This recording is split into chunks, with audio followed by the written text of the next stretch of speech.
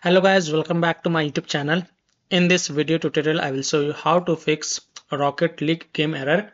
And the error is you have been removed from the voice room because your voice chat settings do not allow you to communicate with one or more of the players in the room. So if you're getting this error, you have been removed from the voice room in the Rocket League game, then here follow the fixes. Now first of all, launch the Rocket League game. And once you're on this menu screen, click on settings.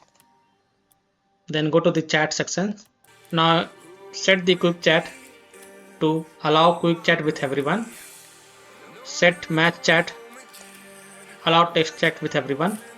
And set party chat to allow party text chat with everyone. Then click on view voice chat settings. And here make sure voice chat is allow voice chat with everyone is selected. And voice chat method open mic is selected over here. But basically make sure your chat settings should look like this. And after setting these settings, then you can go back and then play the game and check if a problem is solved now. So I hope by following these steps you can easily solve Rocket League error you have been removed from the voice room. So that's all for this video.